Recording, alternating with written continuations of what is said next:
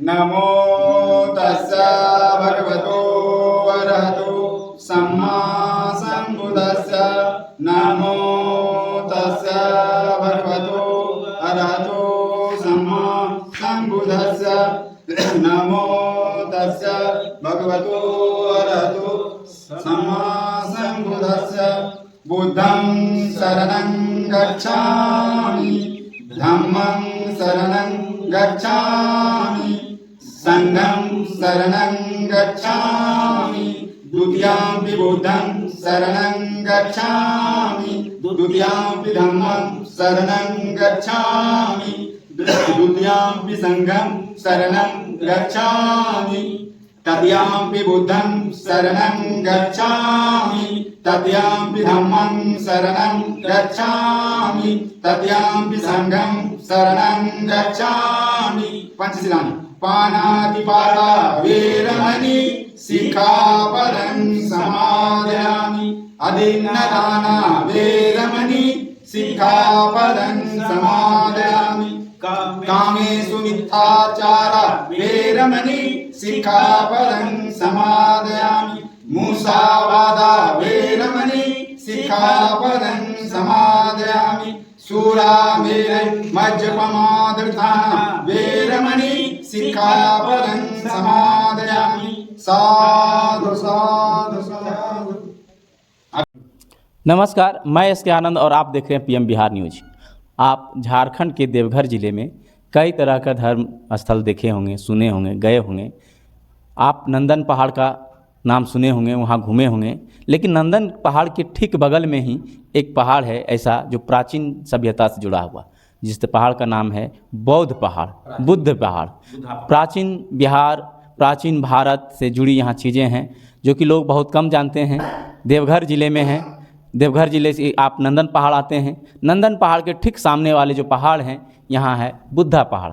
और बुद्धा पहाड़ के जो रेलवे क्रॉसिंग करते हैं, आप नीचे से आते हैं, सामने दिखेगा आपको। और यहाँ पर मेरे साथ कुछ बुद्धिजीवी हैं और आप जैसा कि आप सामने देख सकते हैं भगवान गौतम बुद्ध को, जो सिद्धार्थ से भगवान गौतम बुद्ध बने। इनकी कहानी बताएंगे। मेरे साथ हैं उमेश बौद्ध जी हैं और ASI राम जी हैं और मेरे साथ प्रदीप जी हैं जो बिहार से चल कर के आए हैं और ये झारखंड के हैं। मूल निवासी बिहार के हैं लेकिन झारखंड में बस गए हैं। पिछले 40 वर्षों से अपना झारखंड में हैं। मेरे चैनल में आपका स्वागत है।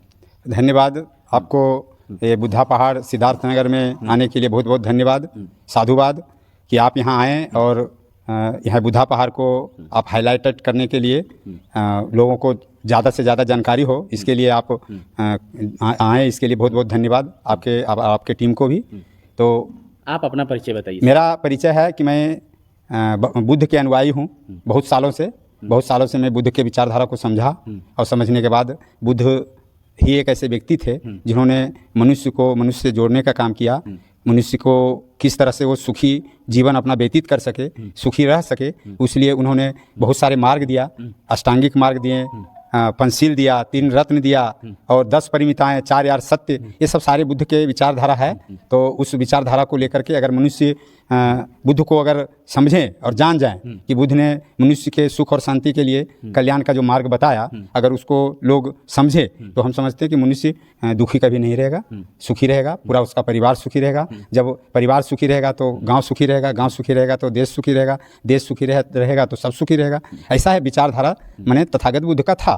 और वो 3 रत्न और 5 ठो जो परहेज के रूप में दिया। क्या परहेज में है? जो अभी आप लोग बहुत पहले पिताजी माता जी से सुनते थे कि बुद्ध क्या है, तो हम लोग बुद्ध के जहाँ जहाँ तीर्थ स्थल है वहाँ जाने का काम किए, किताब को पढ़ने का काम किए। जब पढ़ने के बाद जानकारी हुई कि बुद्ध क्या है, तो उनके विचारधारा को लेकर अपने परिवार में अपने भी आत्मसात किए और लोगों को भी घूम घूम करके बताने का काम करते हैं कि बुद्ध को विचारधारा को अगर आप अपनाते हैं तो आप सुखी रहेंगे। उसी पे आप सबसे जो महत्वपूर्ण रत्न के तौर पर 3 रत्न और 5 परहेज जो दिया था, जो हमने बोला बुद्धं शरणं गच्छामि, यानी तथागत बुद्ध ने कहा कि मनुष्य को बुद्धिमान लोगों के शरण में जाना चाहिए। यानी बुद्धम शरणम गच्छामि। गच्छामि, बुद्धं शरणं गच्छामि का मतलब होता है कि बुद्धिमान लोगों के शरण में जाना चाहिए। अगर आप बुद्धिमान लोगों के शरण में जाएंगे, बुद्धिमान लोगों के साथ में उठना बैठना करेंगे, तो निश्चित है कि आपके अंदर में आपका एक अच्छा ज्ञान आएगा, बुद्धि विवेक आएगा। और बुद्धि विवेक जब आपके अंदर आएगा तो आप अच्छे ढंग से जी सकते हैं, रह सकते हैं, परिवार को भी चला सकते हैं। धम्मम शरणम गच्छामि। धम्मं शरणं गच्छामि का अर्थ होता है, पाली भाषा में हमने बोला, जो आज से 2500 वर्ष पूर्व तथागत बुद्ध ने जो मनुष्य जाति के कल्याण का जो मार्ग खोजा था, उस मार्ग वो पाली भाषा था। वही पाली भाषा बाद में जो है प्राकृतिक हुआ, खोट्टा भाषा जिसको हम लोग बोलते हैं। अच्छा। वो प्राकृत वही पाली भाषा से ही प्राकृत और प्राकृत से ही खोट्टा भाषा यानी हुआ। खोटा भाषा हाँ, की नेचुरल। हाँ, नेचुरल। तो नेचुरल को ही जो बोला गया कि धम्मं शरणं गच्छामि, तो धम्मं शरणं गच्छामि को होता है कि प्राकृतिक जो नेचर है, प्राकृतिक नेचर को मान करके आपको चलना है। हाँ, सबको चलना है, तभी आप सुखी रहेंगे। जैसे अभी धर लिए कि सुबह है, सुबह उठना चाहिए लोगों को। अगर आप लेट से उठते हैं तो आपको फिर दिक्कत होगा। शाम को जल्दी सो जाना चाहिए।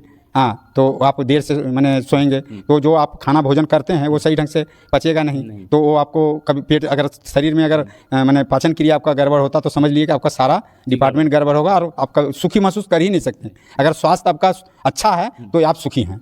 तो ये दूसरा में मैंने बताया कि धम्मं शरणं गच्छामि। और संघं शरणं गच्छामि का मतलब ये होता है कि हम जहाँ कहीं भी रहें वहाँ एक संघ बना करके रहें, एक समूह में रहें।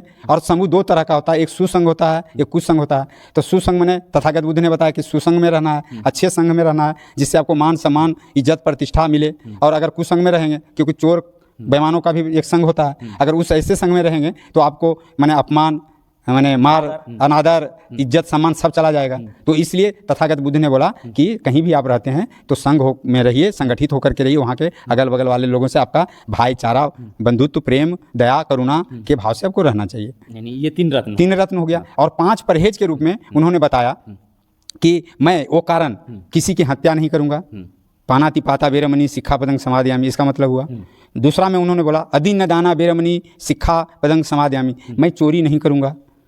तीसरा में उन्होंने चरित्र से लिया, कामी सुमिथ्याचारा बेरमणि सिक्खापदं समादयामि, मैं काम वासना यानी पर स्त्री पर पुरुष गमन से दूर रहने की प्रतिज्ञा ग्रहण करता हूँ। और चौथा में मूसावादा बेरमणि सिक्खापदं समादयामि, यानी मैं चुगली चुटकी 420 से मैं दूर रहूँगा। और 5वां सबसे अहम सील दिया तथागत बुद्ध ने, वो था सूरा मेरे मज्ज पमाद ठाना बेरमणि सिक्खापदं समादयामि, यानी मैं किसी भी तरह का कच्चा और पक्का नशा पान नहीं करूँगा। तथागत बुद्ध ने कहा कि अगर आप नशा करते हैं, छोटा नशा करें या बड़ा नशा, नशा लोगों को नाश करता है, कभी भी विकास नहीं करता है। छोटा नशा कीजिएगा, छोटा नुकसान होगा, बड़ा नशा करिएगा तो बड़ा नुकसान होगा, परिवार भी बर्बाद होगा। और परिवार बर्बाद होगा तो आपको समाज में भी कोई मान सम्मान इज्जत नहीं मिलने वाला। उसी चीज़ को तथागत बुद्ध के ही बातों को परम पूज्य बोधिसत्व डॉक्टर बाबा साहब अम्बेडकर ने संविधान में लिखा।